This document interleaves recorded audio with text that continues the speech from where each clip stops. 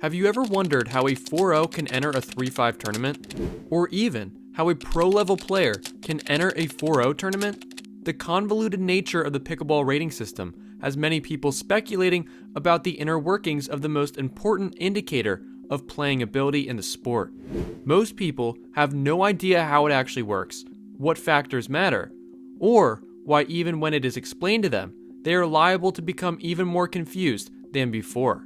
Ambiguous terms like DUPR, UTPR, UPR, USA Pickleball don't help either. As a new player, it can become incredibly confusing to determine which rating system is considered the most accurate. But believe it or not, things have progressed considerably in just a few short years, although many pickleball players tend to disagree. To understand the current dynamics of pickleball rating systems, we must first look at this system's origins and determine, does pickleball rating systems suck? The pickleball rating system has always been heavily criticized by pickleball players, and for good reason. Before 2022, you had two different rating systems. Self-ratings, which relied on players assessing their own skill levels based on a set of guidelines established by pickleball organizations, similar to the handicap index in golf. USA Pickleball provided a chart that ranged from 1.0 to 5.0. As you might have guessed, there was one major flaw with this. Enter the Dunning-Kruger effect, a cognitive bias where individuals with limited skills overestimate their abilities. This led to frustration among players and a fair amount of sandbagging. In response, some organizations developed more objective rating methods. USA Pickleball introduced the UTPR, the official rating system based on players' performance in USA Pickleball sanctioned tournaments. It factored in wins, losses, and the strength of opponents, with plenty of data pulled from the old Dinosaur Pickleball Tournaments website. While this was a step in the right direction, it still had its share of flaws. Pickleball Brackets was a software, but there was another one. The original one was called pickleballtournaments.com, which you'll start to see at the beginning of the year, they acquired and stuff like that. But that was the only way. And so USA Pickleball had this thing, the UTPR, and the UTPR would get updated quarterly based on the results you put into pickleball tournaments. And that was what the rating system was.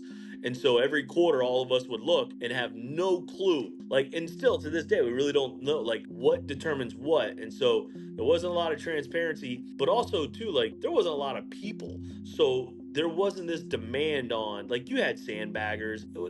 You're sandbagging for a 50-cent medal. What are we talking about here, right?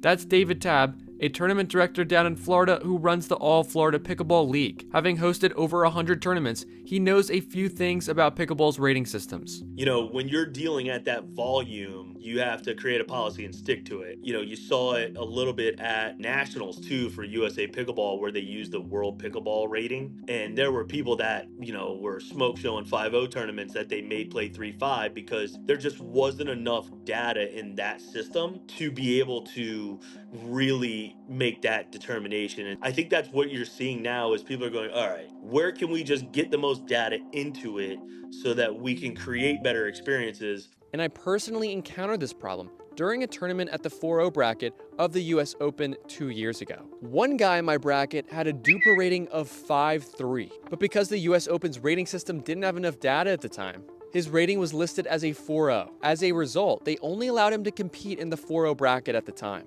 Enter the third iteration of rating systems, ELO or dynamic ratings. DUPR, which almost all of us know, came onto the scene in early 2022. The founders of the rating system saw a necessary problem to solve. Although they had a great product market fit, the execution left much to be desired. Pickleball desperately needed a rating system that was accurate, easy to understand, and most importantly, widely adopted by both professional and recreational players, something comparable to golf handicaps or tennis's UTR.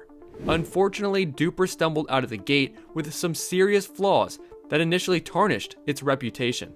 The biggest issue was a lack of transparency. Early on, DUPR used a dynamic rating system that was updated weekly. Even if you didn't play, your rating could change based on your opponent's activity, leading to confusion and frustration for many players.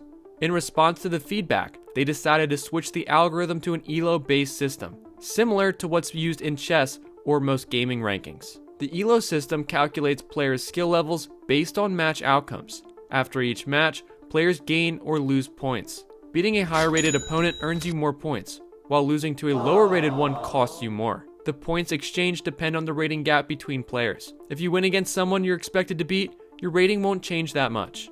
Over time, this system fine-tunes ratings to more accurately reflect skill, allowing stronger players to rise through consistent wins, while weaker players' ratings drop with losses.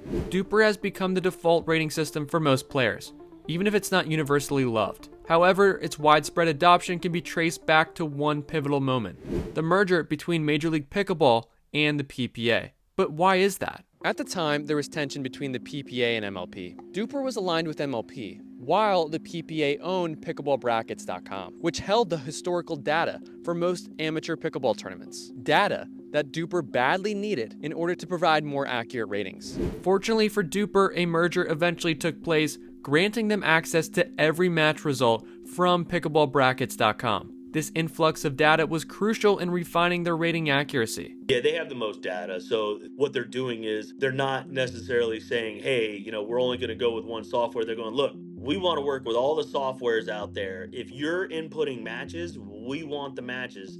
And that's what they're going after now, so that you can't put it in, and then it'll do things like that for us so that we can make sure of the fairness. Things like that matter because now that information is coming from hundreds of sources versus just one. Although DUPR has gotten more accurate with more data, yet the general public sentiment still has a somewhat negative perception. Ideally, DUPR's goal is to create the most accurate rating system regardless of gender and age. A 4'5", 60-year-old woman should theoretically be the same skill level as a 4'5", 22-year-old male. DUPR is not perfect. We all know that. I recently interviewed Tommy, an amateur player with extensive tournament experience, to get his thoughts on the system. Well, I would say it's not as accurate, right? I mean, there's a bunch of people that you can't, from their score, is not where they would be placed, in just the reality of things. I mean, I think there's a lot of people that have juice DUPRs. I think there's a lot of people that have lower DUPRs that are a lot better. There's a huge importance for a rating. I just don't know if it's figured out yet, and I don't know what it would take to really get it down to a niche. I think because I will say I think the only flaw in it is because it started off poorly. As mentioned earlier, the Dunning-Kruger effect is a well-documented phenomenon, and it's alive and well in pickleball, leading many players to overestimate their abilities. We've all met someone like Jim, who insists he's a 5-0 player, yet struggles to hit a consistent drop shot. This overconfidence can come from misinterpreting the USA Pickleball skill chart, or from playing exclusively within their own group without a broader frame of reference. Even location plays a role.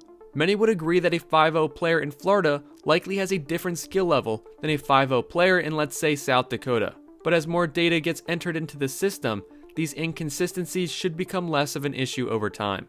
Like any ranking system, DUPR has its flaws and can be exploited. One of the more recent issues involves a small number of players creating multiple profiles, one for their wins and another for their losses. This allows their winning profile to keep climbing in ratings. To combat this, DUPR has introduced what's known as the DUPR police to try and crack down on these exploits. An approach that encourages snitching to DUPR so that they can punish the cheaters. DUPR seems to have a monopoly on the pickleball rating system. That was until a familiar company entered the market, Universal Tennis Rating Sports. Now introducing the UTR pickleball rating, which created a partnership with USA Pickleball and the APP.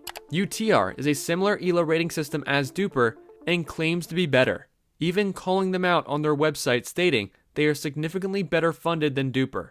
More resources and investing more know-how, people, and experts, more experience building, perfecting, and managing global ratings. Whether this is true or not, I have no idea. I don't have a dog in this fight. The race to become pickleball's official rating system is heating up, and accuracy is the ultimate key to winning. To be the most accurate, you need the most data, and partnering with Pickleball Brackets has given DUPR a significant edge in that regard. Although there's a lot to criticize, you have to take into consideration how bad the previous rating systems were and where we are now. Although not anywhere near perfect, it's made huge leaps and bounds. Overall, any rating system in pickleball is difficult to achieve. Because of the doubles factor, the rating systems can't account for how good or bad you actually played. Games can occur where your partner gets hit 90% of the balls. You lost, yet you were penalized for a poor performance even if it wasn't entirely your fault. Although rare, it does happen. At the end of the day, don't take it too serious. I think it's silly for anyone to place so much stock into their pickleball rating like people do. It's a game/hobby at the end of the day. Any rating system like this is just a general way to try and make games as competitive and fun as possible. And also to prevent sandbagging, of course. But what do you guys think? Are you happy with DUPR, UTPR so far? Let me know down in the comments below.